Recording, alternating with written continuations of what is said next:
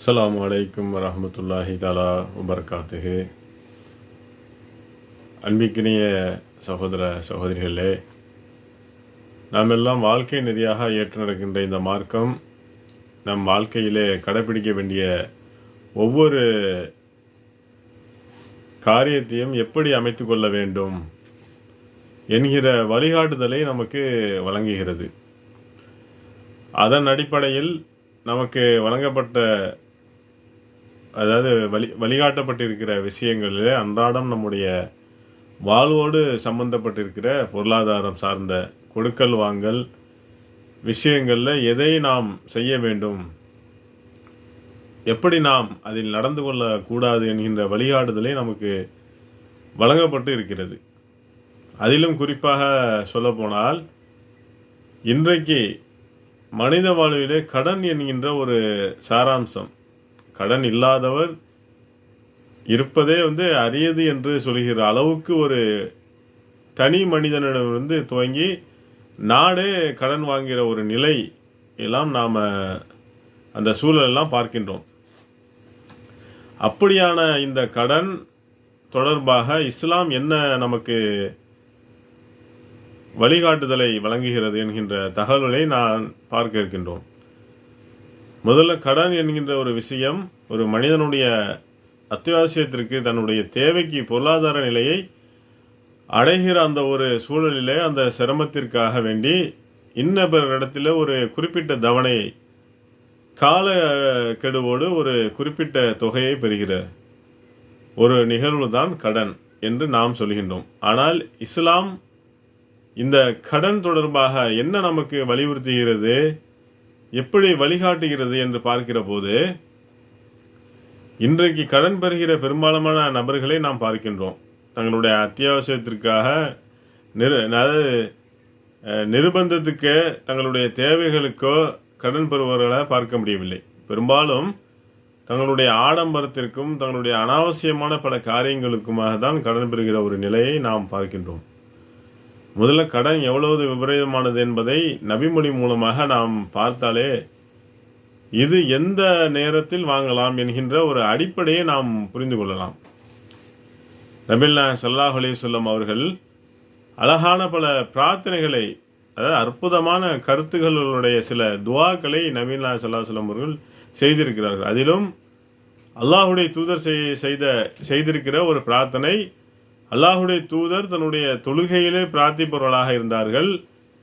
அல்லாஹுடைய தூதர் இறைவனிடத்திலே கேட்கிறார்கள், இந்த பிரார்த்தனை நமக்கு சொல்லி தந்தும் இருக்கிறார்கள். தன்னுடைய தொழுகையிலே, இறைவா உன்னிடத்திலே இருந்து நான் பாதுகாவல் தேடுகின்றேன் பாவம் செய்வதிலிருந்து என்று நபிகள் ஸல்லல்லாஹு அலைஹி வஸல்லம் அவர்கள் முதல் அடிப்படையை சொல்றாங்க. ஆனால் பாவம் செய்வது என்பது ஒரு தனி மனித வாழ்க்கையில் ஒரு பெரும் பாதிப்பை ஏற்படுத்தும். அது மறுமையின் நாசமாக்கி, அதாவது ஒழிக்கிற மிக மோசமான ஒரு நிலை என்பது நபி அவங்க பிரார்த்திக்கிறாங்க. சரி, அடுத்து அல்லாஹுடைய தூதர் கேட்குறாங்க, கடன் பெறுவதிலிருந்து, கடன் இருக்குல்ல அதிலிருந்து உன்னிடத்திலே நான் பாதுகாவல் தேடுகின்றேன் என்று நபிகள் ஸல்லல்லாஹு அலைஹி வஸல்லம் அவர்கள் கேட்கிறார்கள். அப்போ நபி அவர்களே இதை தன்னுடைய தொழுகையிலே தொடர்ச்சியாக கேட்கிற போது நபி அவர்களிடத்தில் கேட்கப்படுகிறது, அல்லாஹுடைய தூதரே அதிகமாக ஏன் நீங்கள் கடன் தொடர்பாகவே கேட்கிறீர்கள், அப்படி என்று ஏன் அல்லாஹ்விடத்தில் கடனிலிருந்து பாதுகாப்பு தேடுகிறீர்கள் என்று கேட்கிற போது நபிகள் ஸல்லல்லாஹு அலைஹி வஸல்லம் அவர்கள் சொல்கிறார்கள், ஒரு மனிதன் அவன் கடன் பட்டவிட்டான் என்றால் அவன் பேசுகிற வார்த்தை பொய்யாக, அதாவது பேச தொடங்கி விடுகின்றான், பொய் பேசவே தொடங்குகின்றான், அவன் வாக்குறுதி அளித்து அதற்கு மாறு செய்கின்றான் என்று நல்ல ஒரு மனிதனை இந்த கடன் பொய்யனாக மாற்றி விடுகிறது. ஒழுக்க வாழ்க்கையை மேற்கொண்டவன், அதாவது வாக்குறுதியை மீறாத சரியான நற்பண்புக்கு சொந்தக்காரனாக இருந்தவன் வாக்கு கொடுத்த மாதிரி செய்கிற ஒருவனாக மாறிவிடுகின்றான் என்கின்ற அடிப்படையை அல்லாஹுடைய தூதர் சொல்லி தருகிற முதல் விஷயமாக பார்க்கின்றோம். கடன் என்பது, கடன் அன்பை முறிக்கும் என்று சொல்வார்கள். ஆனால் கடன் என்பது அன்பை மட்டும் முறிப்பது கிடையாது, ஒரு மனிதனுடைய வாழ்க்கையே இருக்கிறத அத்தனை நற்பண்புகளையும் முறித்து விடுகிறது என்று அல்லாஹ்வின் தூதருடைய வார்த்தை நமக்கு உணர்த்துகிறது. எதையெல்லாம் ஒரு மோமினுடைய அடையாளமாக, ஒரு நல்ல முஸ்லிம்களுடைய பண்பாக அல்லாஹுடைய தூதர் சொன்னார்களோ அதை அவன் இழந்து விடுகின்றான்.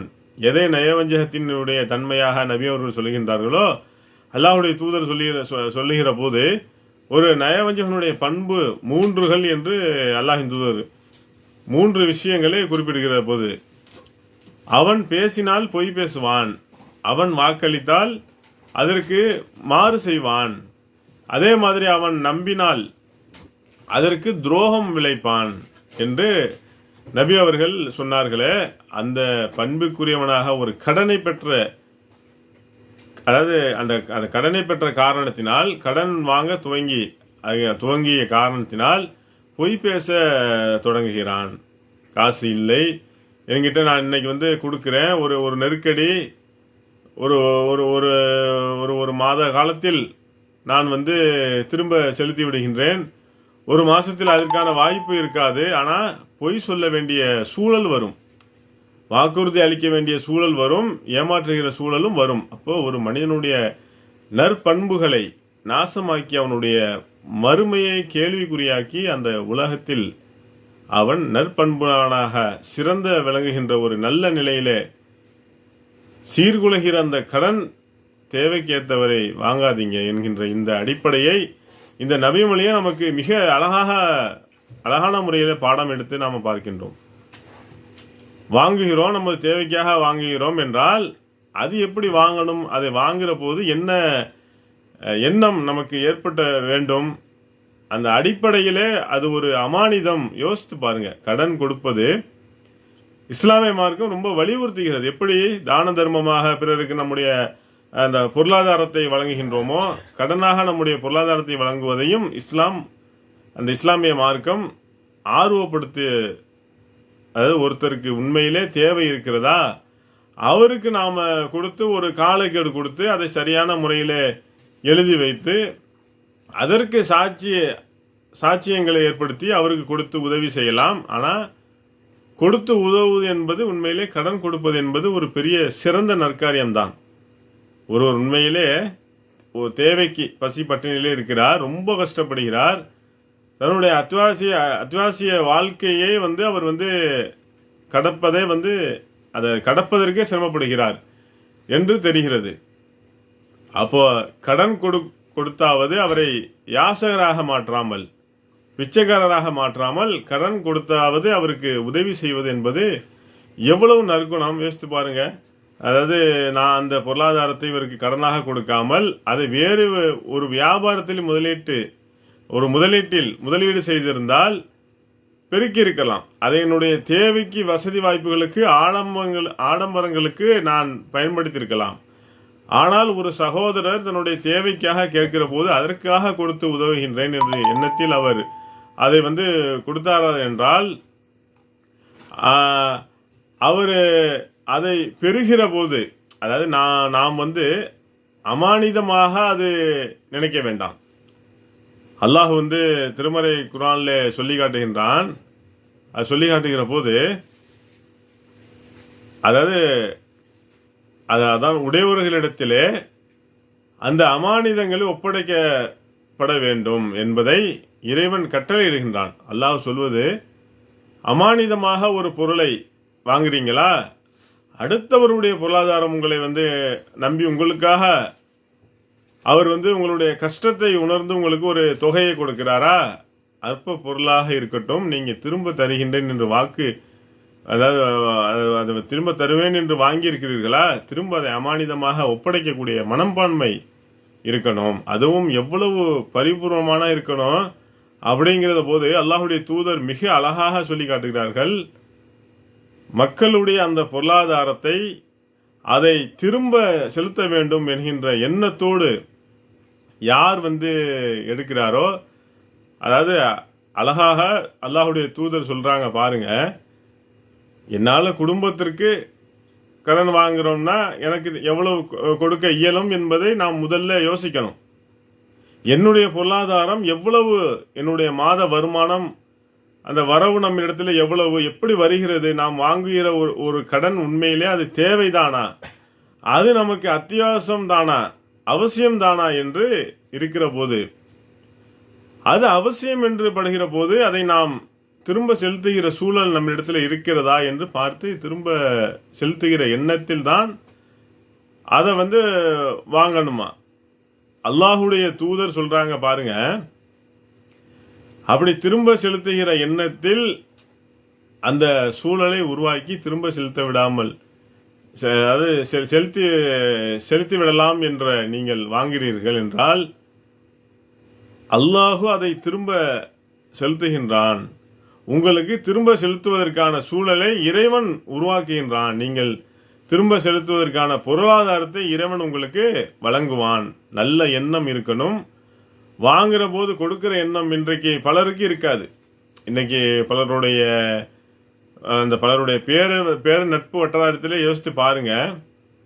குறிப்பிட்ட பேரை சொல்லி எனக்கு ஜிபே பண்ணு அப்படின்னு இன்னொரு நண்பரிடத்துல அவர் சொல்றாரு. எனக்கு தண்ணியில் போட்ட காசு தான் தர்மமாக திரும்ப தருவாருன்னு நினைக்கிறியா என்று சொல்லும் அளவிற்கு சில பேருடைய நாணயம் கேள்விக்குறியாக படுகிறது. என்றால் தர்றேன், வாங்கினா தர்றோம்ல, கொடுக்கிறேன் என்று ஒரு வருடம் அந்த எவ்வளவு தொகையாக இருக்கட்டும், அமானிதம் அல்ல அதை பெறுறீங்க.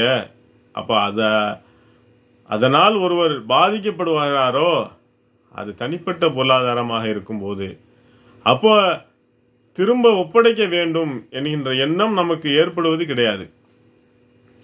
அப்படி ஒப்படைக்கலைன்னா அல்லாஹுடைய தூதர் சொல்லுகிறார்கள், அதே நபி மொழியிலே நபி அவர்கள் சொல்லி காட்டுகிறார்கள், அதை திரும்ப செலுத்தக்கூடாது, அதை ஏமாற்றிவிட வேண்டும் என்கின்ற எண்ணத்தில் யார் பெறுகிறாரோ அல்லாஹு அதை அழித்து நாசமாக்கி விடுகின்றான். நீங்க ஏமாத்தலாம்னு அவங்க கிட்ட இருந்து வாங்குறீங்களா, திரும்ப செலுத்த வேணாம், அபகரிச்சுக்கலாம், நீங்க நினைச்சு வாங்குறீர்கள், நீங்க அதை நினைச்சு வாங்கியிருக்கலாம். அந்த பொருளாதாரம் என்று நினைக்கிறீர்களே, இறைவன் அதை அழித்து விடுவான் என்று அல்லாஹுடைய தூதர் சொல்கிறார்கள். என்றால் வாங்குகிற போது அதை அமானிதமாக திரும்ப நாம் செலுத்திவிட வேண்டும் என்கின்ற எண்ணத்தோடு அதை நினைவுபடுத்திக்கணும், அதை எழுதி வைக்கணும், முறைப்படுத்தணும், அதை திரும்ப செலுத்துவதற்கான அந்த முயற்சியிலே ஈடுபட வேண்டும் என்ற வழிகாட்டுதலை இந்த நபிமொழி நமக்கு உணர்த்துவதை பார்க்கின்றோம். அதே மாதிரி அதை எந்த அளவுக்கு நபி அவங்க முக்கியத்துவப்படுத்துறாங்கன்னா, அல்லாஹுடைய தூதர் தன்னுடைய அந்த வாழ்க்கையில என்ன நிலை இருந்தாலும் தான தர்மத்திலே நபி அவர்கள் சிறந்து விளங்கினார்கள் என்று பார்க்கின்றோம். அதில் அல்லாஹுவின் தூதர் ஒரு முறை சொல்லுகிற போது அந்த உஹுது மலையை பார்த்து, எனக்கு இந்த உஹுது மலை அளவிற்கு எனக்கு தங்கம் எனக்கு வழங்கப்பட்டாலும் கூட நான் என்ன செய்வேன் அப்படின்னு என்னிடத்துல, அதாவது எந்த தினாரையும் பதுக்கி வைத்துக் கொள்ள வேண்டும் என்ற நினைக்க மாட்டேன். 3 நாளைக்கு மேல் என்கிட்ட இருக்கிறதே நான் விரும்ப மாட்டேன், எல்லாத்தையும் நான் தான தர்மமாக செய்துவிட நினைப்பேன் நபி அவர்கள் சொல்றாங்க. அப்ப என்கிட்ட ஒரு பொருளாதாரம் இருக்கிறது, உஹது மலையே தங்கமாக மாற்றப்பட்டு எனக்கு வழங்கப்பட்டாலும் கூட அதை வச்சுக்கணும்னு நான் அதை சேமித்து வைத்துக் கொள்ளணும், நாமே அதை வைத்துக் கொள்வோம் என்கின்ற எண்ணம் எனக்கு இருக்காது. திரும்ப அதை தான தர்மமாக செலவழித்து விட வேண்டும் என்று நினைப்பேன். அல்லாஹுடைய தூதர் சொல்றாங்க, கடனுக்காக அதை திரும்ப செலுத்த வேண்டும் என்பதற்காக நான் எடுத்து வைக்கிற சில திரகங்களை, தினார்களை தவிர என்று நபி ஸல்லல்லாஹு அலைஹி வஸல்லம் அவர்கள் சொல்றாங்கன்னா யோசிச்சு பாருங்க. தர்மத்தை விட கடனை திரும்ப செலுத்துவது என்பது மிக முக்கியமானது. அல்லாஹுடைய தூதர் அவர்கள் தான தர்மத்தில் சிறந்து விளங்கினார்கள். இருந்தாலும் அதில் கடனாக கொடுக்க வேண்டிய தொகையை எடுத்து வைத்து பிறகுதான் அந்த தர்ம என்கின்ற அளவிற்கு அல்லாஹுடைய தூதர் நமக்கு அதை முக்கியத்துவத்தை படுத்துகிறார்கள் என்றால், அப்ப நம்ம கொடுக்கல் வாங்கல் கடன் விஷயத்திலே நாம் எவ்வளவு மோசமாக நடந்து கொண்டிருக்கின்றோம் என்பதை யோசித்து பார்க்கணும். அதுவும் காலதாமதப்படுத்தி நிலையில்லாமல் கடன் கொடுத்தவர் ஒரு மோசமான நிலையிலே அதை தேடி அலைந்து திரிந்து அதை கேட்டு பல முறை, அதாவது 10 முறை போன் அடித்தா ஒரு முறை எடுப்பது, கிடைக்கும் கிடைக்கும் என்று காலதாமதம் இழுத்தடித்து பல வருடங்களுக்கு பிறகு கொண்டு போய் கொடுக்கிற நிலையை பார்க்கின்றோமே. அந்த தொகை வந்தாலும் கூட, அந்த பொருளாதாரத்தை இவர் பெற்றிருந்தாலும் கூட, அந்த கடனை திரும்ப செலுத்துவதற்கான போதிய செல்வம் அவரிடத்தில் இருந்தாலும் கூட அப்படி செய்வது நாம் பார்க்கின்றோம். அல்லாஹ்வுடைய தூதர் சொல்கிறார்கள், ஒரு செல்வந்தன் அந்த கடனை இழுத்தடிப்பது என்பது அது அநியாயமாகும் என்றும் அல்லாஹ்வுடைய தூதர் சொல்றாங்க. உங்களிடத்துல போதிய செல்வம் இருந்தாலும் மரணம் எப்போது வேண்டுமானாலும் வரும். கடனை முதல்ல அதை அடைக்கிற வழியாக பாருங்க, கொடுத்து விடுங்க. கடனை பெற்றிருக்கிறீர்கள், ஒரு குறிப்பிட்ட கால அளவு அதற்கு நீங்கள் வாக்குறுதி கொடுத்திருக்கிறீர்கள் என்றால், சொன்னால் கடன் தொகையை நீங்கள் பெற்றிருந்தீர்கள் என்றால் அதை உடனடியாக செலுத்தி விடுங்கள். அது அநியாயம், காலதாமதம் செய்வது என்று அல்லாஹ்வுடைய தூதர் சொல்கிறார்கள். என்றால் இன்றைக்கு நம்முடைய கையில பணம் இருந்தாலும் கூட அதை கொடுக்க மனம் வருவதில்லை. கடனை பெற்றிருக்கிறது ஏதோ நம்முடைய சொந்த பொருளாதாரமாக இன்றைக்கு பலரும் நினைத்து இருக்கின்றோமே. ஏதோ ஒரு வகையிலே கடன் வாங்குறது, அதாவது இங்கேருந்து வாங்கி அங்கே கொடுக்கறது, திரும்ப அந்த கடன் அடைப்பதற்கு திரும்ப மீண்டும் ஒரு கடன் பெறுவது, இப்படி கடனிலேயே நம்முடைய எல்லா சூழலையும் அமைத்து கொள்கிற நிலையில இன்றைக்கு நம்முடைய பொருளாதாரம் நிலை ஏற்பட்டிருக்கிறது என்று சொன்னால், அப்போ யோசித்து பார்க்க வேண்டும். இன்னும் சொல்ல போனா, கடன் கொடுத்தவருக்கு பல தேவைகள் இருந்தாலும் அவர் அந்த பொருளாதாரத்தை நமக்கு கொடுத்திருக்கிறார். அப்படிங்கிற பொழுது அதை எப்படி செலுத்துவதற்கு முன் வரணும். அல்லாஹ்வுடைய தூதர் நமக்கு சொல்லி காட்டுகிற போது, ஒரு முஸ்லீம் என்பவன் இன்னொரு முஸ்லீமுடைய சகோதரன், அவன் ஏமாற்றி விடக்கூடாது, அவனை கைவிட்டு விடவும் கூடாது. அவன் கொடுக்கிறான் அப்படிங்கிற போது நாம் அதை திரும்ப ஒரு அழகான முறையில், இன்னும் நபி ஸல்லல்லாஹு அலைஹி வஸல்லம் அவங்க எந்த அளவுக்கு கொடுக்குறாங்கன்னா, கிராமவாசி இடத்திலே அல்லாஹ்வுடைய தூதர் பெற்றிருக்கிற கடனுக்காக நபித்தோழர்கள் மத்தியிலே அவர் கடுமையாக நடந்து கொள்கிறார். நபித்தோழர்கள் எல்லாம் அவரை தாக்கிவிடலாம் என்கின்ற எழுகிற போது நபி அவர்கள் அவருக்கு அந்த உரிமை இருக்கிறது என்பதை உணர்த்து விதமாக நபித்தோழர்கள் அப்போ அமைதிப்படுத்துகிறார்கள். அப்போ நபிகள் நாயகம் ஸல்லல்லாஹு அலைஹி வஸல்லம் அவங்க கடுமையாக நடந்து கொண்ட மனிதனிடத்திலே தான் வாங்கிய அந்த ஒட்டகத்தை விட சிறந்ததை கொடுத்து விட்டு அல்லாஹ்வின் தூதர் சொல்கிறார்கள், உங்களில் சிறந்தவர்கள் யார் தெரியுமா? கடனை அழகான முறையிலே திரும்ப செலுத்துகிறே அவர்தான். உங்களில் சிறந்தவர் என்று நபி ஸல்லல்லாஹு அலைஹி வஸல்லம் அவர்கள் வழிகாட்டுவதை பார்க்கின்றோம். அப்போ ஏமாற்றுவது, இழுத்தடிப்பது இது ஒரு மூமின்குரிய பண்பு கிடையாது. இது நம்ம இந்த உலக வாழ்க்கையிலே நம்முடைய நம்பகத்தன்மையை பால்படுத்தி பல்வேறு விதமான பாவங்களை இன்னைக்கு யோசித்து பாருங்க. ஒரு கடனை பெற்றிருக்காங்க. இன்னைக்கு பெரும் பாதிப்புகள் அவங்களுடைய வாழ்க்கையில மன உளைச்சலுக்கு ஆளாகிற இந்த கடன் பெற்ற திரும்ப செலுத்தணுமே என்கின்ற எண்ணத்திலேயே ஏதோ ஒரு வசதி பெற்றதாக நினைக்கிறான். கடன்லேயே ஒரு வீடு இருக்கிறது, கடன்லேயே ஒரு வாகனத்தை வாங்கி இருக்கின்றோம், கடன்லேயே முதலீடு செய்து நாம் தொழில் நடத்தி கொண்டிருக்கின்றோம் என்றால் ஏதோ உள்ள ஒரு பயம்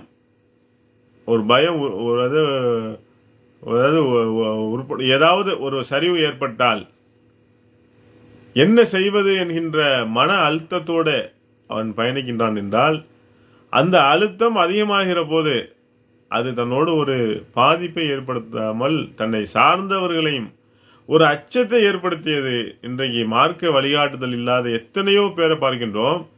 கடன் வாங்கி அதில் அசிங்கப்பட்டு அதில் பல்வேறு விதமான பாதிப்புகளும் உள்ளாகி குடும்பமே சேர்ந்து தற்கொலையில் ஈடுபடுகிறார்கள் என்றால், உயிரை அர்ப்பணிப்பது எவ்வளவோ அதாவது அந்த அளவு வாழ்க்கையிலே ஒரு அசிங்கத்தை ஏற்படுத்தி இருக்கிறது என்று உயிரை மாய்த்து கொள்ளக்கூடாது.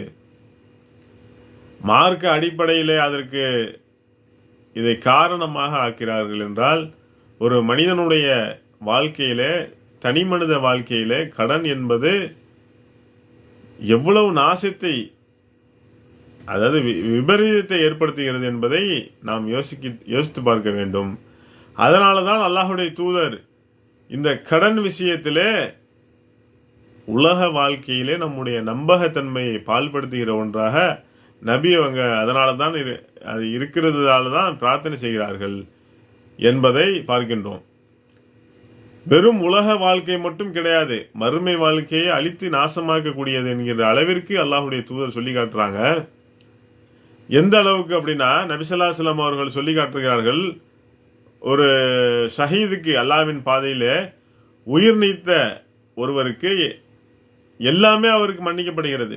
அவர் செய்து இருக்கிற பாவங்கள் எல்லாமே. ஏன்னா அல்லாஹ்விற்காக ஒருவர் பொருளாதாரத்தை செலவழிக்காமல், தன்னுடைய நேரத்தை செலவழிக்காமல், வணக்க வழிபாடுகளில் ஈடுபடாமல் தன்னுடைய உயிரையே இறை பாதையில் அர்ப்பணித்து விட்டார் என்றால் அதற்கு மேல் அவருக்கு கொடுப்பதற்கு ஒன்றுமில்லை. அவருடைய பாவங்கள் எல்லாம் மன்னித்து உடனடி சொர்க்கம், அவர் அதிலே ஒரு பறவை போல் வலம் வரலாம் என்கின்ற வழிகாட்டுதலே அல்லாஹ்வுடைய தூதர் நமக்கு கொடுக்குறாங்க. அப்படின்னா அத்தகைய உயர்ந்தவர்களை பற்றி நபி அவர்கள் சொல்லி காட்டுகிற போது அந்த ஷஹீதுகளுக்கு எல்லா பாவங்களும் மன்னிக்கப்படுகிறது, கடனை தவிர எல்லா பாவங்களும் மன்னிக்கப்படும் என்கிறாங்க. இறைவனுக்காக உயிரை தியாகம் செய்தார்கள், அவர்களுக்கு கூட எல்லா பாவங்களும் மன்னிக்கப்பட்டாலும் கூட கடன் அவர் பெற்றிருக்கிறார், கடனுக்குரிய பாவம் மன்னிக்கப்படாது என்று அல்லாஹ்வுடைய தூதர் சொல்கிறார்கள். என்றால் இது எப்பேற்பட்ட மோசமான நிலை மறுமையிலே இது ஏற்படுத்திவிடும் என்பதை நாம் அஞ்சணும். இன்னும் நபி ஸல்லல்லாஹு அலைஹி வஸல்லம் அவர்கள் தெளிவாக எப்படி அதை அது விளைவு ஏற்படுத்துகிறது என்று விளக்குகிற போது, நபி தோழர்களுக்கு மத்தியிலே நபி ஸல்லல்லாஹு அலைஹி வஸல்லம் அவர் சொல்கிறார்கள், முஃபல்லிஸி யார் என்று தெரியுமா என்று நபி அவங்க கேட்குறாங்க. யார் திவாலாகி போனவர்கள் என்று கேட்குற போது நபி தோழர்கள் பதிலளிக்கிறார்கள், அதாவது எந்த திரகமும் இல்லாமல், எந்த வசதி வாய்ப்போடும் இல்லாமல் ஒருவர் இருக்கிறாரோ, ஒன்றும் இல்லாமல் ஓட்டாண்டியாக இருக்கிறாரோ அவர்தான் என்று திவாலாகி போனவர்களை குறித்து நபி அவர்கள் கேள்வி எழுப்புகிற போது, நபி தோழர் சொல்லுகிற போது அல்லாஹ்வுடைய தூதர் சொல்கிறார்கள், ஆனால் அப்படி கிடையாது, என்னுடைய உம்மத்தில் முஃபல்லீஸ் என்றால் திவாலாகி போனவர்கள் என்றால் மறுமையில் அவர் வருகிற போது அவர் தொழுகையோடு வருவார், நோன்போடு வருவார், சகாத்தோடு வருவார், நற்காரியங்கள் அனைத்தும் செய்தவராக அன்றைக்கு மறுமையில் நிற்பார். ஆனால் ஒரு குறிப்பிட்ட நபரை அவர் திட்டி இருப்பார், ஒரு குறிப்பிட்ட ஒருவருடைய பொருளாதாரத்தை அவர் சாப்பிட்டு இருப்பார், கடன் வாங்கி அதை திரும்ப சேர்க்காமல் இருக்கலாம். அவருடைய பொருளாதாரத்தை இவர் பெற்று அதை திருப்பி செலுத்தாத நிலையில் அநியாயமான முறையில் அவருக்கு செலுத்த தவறியவராக இறைவனை சந்திக்கிற நேரத்தில் அங்கே என்ன திரும்ப கொடுக்க முடியும்? அல்லாஹ் இவர்களுக்கு நியாயம் சொல்லணுமே, நிற்கிறாரு, என்னிடத்துல கடனாக இவர் பெற்ற அதை நிறைவேற்றாமல் மரணித்து விட்டார் என்று இறைவனிடத்தில் அவர் கோரிக்கை வைக்கிற போது எந்த பொருளாதாரம் அங்கே செலவு செய்ய முடியாது, அங்கு எங்கேயும் பெற்று கொடுக்கவும் முடியாது கூட. ஒரு அங்கு பேசுகிற ஒரே செல்வம் என்பது நம்முடைய நல்ல அமல்கள் என்கிற போது எல்லா அமல்களும் பாதிப்புக்குள்ளானவர்கள் சொர்க்கத்திற்கு செல்வதற்கு என்ன அமல்கள் அவருக்கு தேவைப்படுகிறதோ இவரிடத்திலிருந்து பறித்து அவரிடத்திலே கொடுக்கப்படுமாம். கொடுக்கப்பட்டு அவர் சொர்க்கத்திற்கு போய்விடுவார். அது உலகத்திலே கடனை கொடுத்தவர் அவர் பாதிப்புக்குள்ளானவர் என்கிற பெயரில் அவருக்கு இவருடைய நன்மைகள் எல்லாம் பெற்று அவருக்கு கொடுத்து அவர் சொர்க்கத்துக்கு போய்விடுவார். இவர் ஒன்றும் இல்லாமல் நன்மை செய்தவராக உலகத்தில் இருந்திருந்தாலும் மனிதனுக்கு செய்கிற இது போன்ற மோசமான காரியத்தினால் இவர் நரகத்திற்கு சென்று விடுவார் என்றால் எவ்வளவு மோசமான நிலையை அதைதான் அல்லாஹ்வுடைய தூதரிடத்தில் உம்மத்தில் என்னுடைய உம்மத்தில் அவர்கள் எல்லாம் ஒன்றும் இல்லாத முஃபல்லிசிகள், திவாலாகி போனவர்கள் என்று நபி அவர்கள் சொல்லி காட்டுகிறார்கள். அந்த காரணத்திற்காகத்தான் இறைவனுக்காக உயிர் தியாகியாக இருந்தாலும் கூட இப்படி இறைவனிடத்திலே முறையிடுகிற பொழுது இறைவன் அதை மன்னிக்க முடியாது என்று அல்லாஹ்வுடைய தூதர் சொல்லியிருப்பதை நாம் பார்க்கும். இதை நபி அவர்கள் தன்னுடைய வாழ்க்கையிலே ஒவ்வொரு கட்டத்திலும் அதன் விபரீதத்தை உணர்ந்தவராங்க. அல்லாஹ்வுடைய தூதர் நபி தோழர்களுடைய திருமணங்களில் பங்கேற்பதில் கூட நபி அவர்கள் முனைப்பு காட்டியது கிடையாது. நீங்க பார்க்கலாம், பல உதாரணங்கள் நம்ம சொல்லலாம். அப்துல் ரஹ்மான் பின் அவுஃப் அவங்களுடைய திருமணம் நடந்து முடிந்த பிறகு நபி அவர்கள் அவருடைய ஆடையிலே இருக்கிற அவருடைய அந்த மாற்றத்தை வைத்து அவங்களுக்கு என்ன என்று கேட்கிற போது எனக்கு திருமணம் முடிந்து விட்டது சொல்றாரு. திருமணம் முடிஞ்சிடுச்சா, என்ன மஹரா கொடுத்தீங்க என்கிற மற்ற தகவலை நபி அவங்க கேட்டு பெற்று கொள்கிறார்கள். நபி அவர்களுக்கு திருமணத்திலே போய் ஏன் என்னை அழைக்கல என்று கேட்கல. அதே மாதிரி ஜாபிர் என்கின்ற நபி தோழர் அல்லாஹ்வுடைய தூதர் வருகிறார்கள். போர்க்களத்திலிருந்து திரும்புகிற போது அவருடைய ஒட்டகம் இவரை இழுத்து செல்ல சக்தி பெறாமல் ரொம்ப சிரமப்படுவதை பார்த்து அவரிடத்திலே பேச்சு கொடுக்கிறார்கள். என்ன திருமணம் முடிஞ்சிருச்சா, முடிந்தது யார சொல்லா என்று அவர் பதில் சொல்கிறார். யாரை திருமணம் செய்தீங்க, ஏற்கனவே திருமணமான ஒருவரை அல்லது கன்னி பெண்ணை திருமணம் செய்தீர்களா என்று கேட்கிற போது எனக்கு சகோதரிகள் இருக்கிற காரணத்தினால் திருமணம் முடிந்து விவாகரத்து பெற்றிருக்கிற வேறு ஒரு பெண்ணை நான் திருமணம் செய்திருக்கின்றேன். என் குடும்ப சூழல் இப்படி அப்படியான என்று அவர் விளக்குகிறார். ஏன் என்னை திருமணத்துக்கு கூப்பிடலன்னு நபி அவங்க கேட்கல. அப்படியா என்று அல்லாஹ்வுடைய தூதர் அதை கேட்டுக்கொள்கிறார்கள். இந்த தகவலை பெற்றுக்கொள்றாங்க. ஆனா அல்லாஹ்வுடைய தூதர் ஒருவர் இறந்து விட்டார் என்றால் அவருடைய ஜனாசாவுக்கு தான் தொலை வைக்க வேண்டும் என்பதிலே ஆர்வப்பட்டு இருக்கிறாங்க. தன்னுடைய பிரார்த்தனை அவருக்கு போய் சேர வேண்டும் என்கின்ற காரணத்தினால் இதே பல இடங்களில் மஸ்ஜித் நபவி சுத்தப்படுத்துகிற ஒரு பணியாளர் அவர் இறந்து போன பிறகு அல்லாஹ்வுடைய தூதர் இரவோடு இரவாக அவர் இறந்து போன உடனே அவரை அடக்கம் செய்து விடுகிறார்கள். நபி அவங்க மறுநாள் கேட்கிற போது அல்லாஹ்வுடைய தூதரை எங்கே அவங்க அதாவது இங்கே இருந்தாங்க, அவங்க இறந்துட்டாங்க, அடக்கம் செய்து விட்டோம் என்கிற போது அப்படியா என்று அந்த கேட்டது போல் என்னிடம் நீங்கள் தகவல் சொல்ல வேண்டும் என்று சொல்லி நபி அவங்க என்ன பண்ணுறாங்க, அங்கே போய் அவர்களுக்காக பிரார்த்தனை செய்வதை நாம் பார்க்கின்றோம். உஹது போரிலே இறந்த அந்த ஷஹீதுகளுக்கு அல்லாஹ்வுடைய தூதர் ஆரம்பத்தில் அவர்களை அந்த இரத்தத்தோடு அடக்கம் செய்கிறார்கள். அல்லாஹ்வுடைய தூதர் அவர்களெல்லாம் குளிப்பாட்டுவதே அவர்களுக்கு தொலை வைக்காமல் அடக்கம் செய்த பிறகு பின்னொரு நாளில் அவர்களுக்காக தன்னுடைய பிரார்த்தனை இல்லாமல் போய்விடக்கூடாது என்பதற்காக அவர்களுக்காக வேறு ஒரு நாளிலே பிற்காலத்தில் அல்லாஹ்வுடைய தூதர் போய் அவர்களுக்காக தொழுகை நடத்துவதை பார்க்கின்றோம். இப்படி இருந்த அல்லாஹ்வுடைய தூதர் தொழுகை நடத்த மாட்டேன் என்று மறுத்த இடங்கள் அப்படின்னு பார்த்தோம்னா இணை வைப்பாளர்கள், அதாவது தற்கொலை செய்தவர்கள் அந்த லிஸ்ட்ல நான் தொலை வைக்க மாட்டேன் அவங்களுக்கு என்று நபி அவர்கள் சொன்னார்கள் என்றால்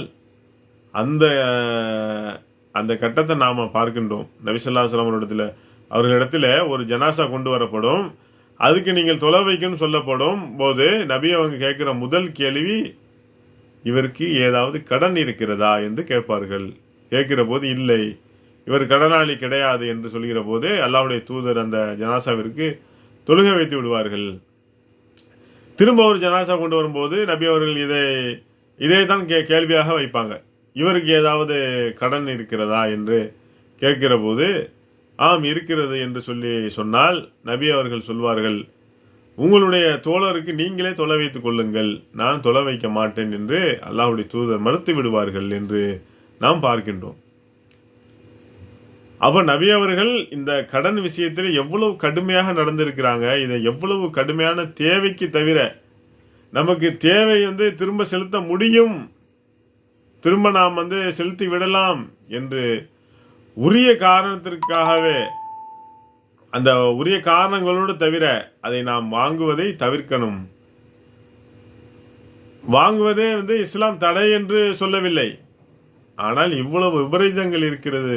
கொடுக்க தவறிவிட்டால் அதிலே பொய்யராக நாம் மாறி வாக்குறுதியை கொடுத்து அதற்கு மோசடி செய்வோராக இந்த உலகத்திலே நற்பண்பு பெற்றவராக மாறி போய் நிற்கிற நிலையை தாண்டி அந்த கொடுக்க தவறிவிட்டால் மறுமையே நாசமாகிற அளவிற்கு அது இறைவனுக்காக உயிர் தியாகம் செய்திருந்தாலும் கூட அந்த பாவத்தை மன்னிக்கப்படாது. நாளை மறுமையிலே அவருடைய நன்மைகள் எல்லாம் எடுத்து நஷ்டவாளியாக இருப்பார் என்கின்ற அடிப்படையிலே மார்க்கம் சொல்கிறது என்றால் நாம் எவ்வளவு விஷயத்திலே கவனமாக இருக்கணும். அதிலும் இன்றைக்கு நம்முடைய சமுதாயம், இந்த சமுதாய மக்கள் இந்த கடன் என்பதை தாண்டி இன்றைக்கு அடுத்த கட்டத்திற்கு வட்டி என்கின்ற ஒரு மாய வலையிலே வேறு பேர்களிலே வருகிற போது அதிலே போய் மிக சாதாரணமாக விழுந்து விடுவதையும் பார்க்கின்றோம்.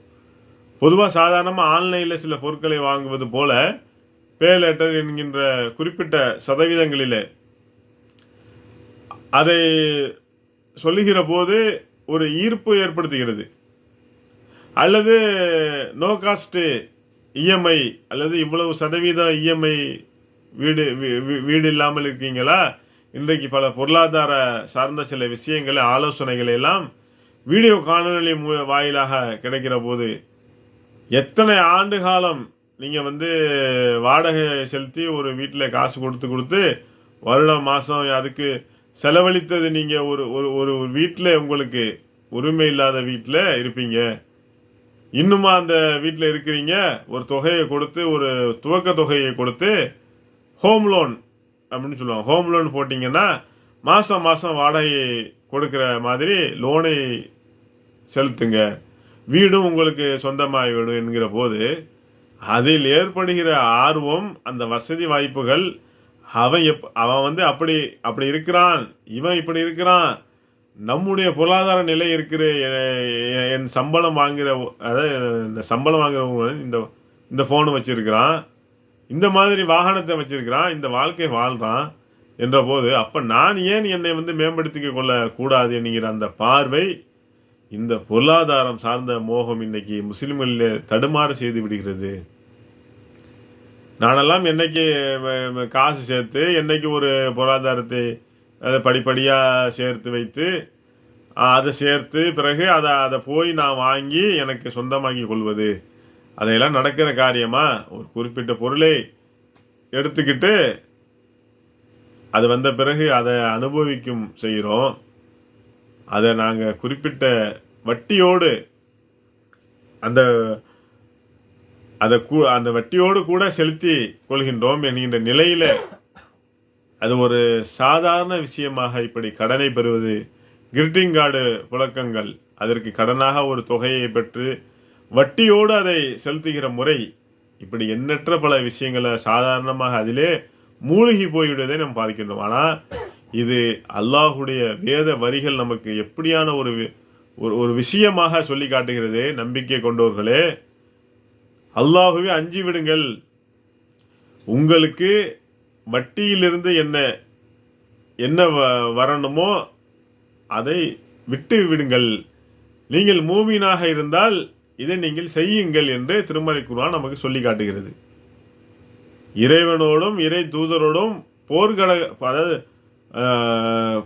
போர் பிரகடனத்திற்கு தயாராகி கொள்ளுங்கள் என்று அறைகூவல் விடுகிறது.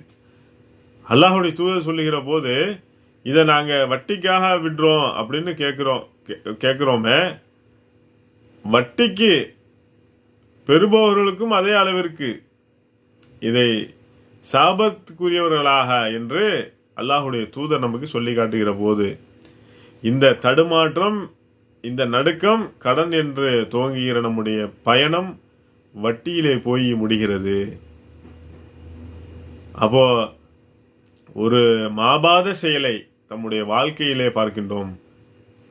இது போன்ற விஷயங்கள்ல ஒரு தெளிவோடு இஸ்லாம் சொல்லுகிற அடிப்படையில் இந்த கடன் தொடர்பாக நம்முடைய செயல்பாடுகளை அமைத்து அதன் மூலம் மறுமையிலே வெற்றியடைகிற நல் வாய்ப்பை இறைவன் நாம் அனைவருக்கும் தந்தல்வனாக என்று கூறி எனது உரையை நிறைவு செய்கின்றேன். அஸ்ஸலாமு அலைக்கும் வரஹ்மத்துல்லாஹி தஆலா வபரகாத்துஹு.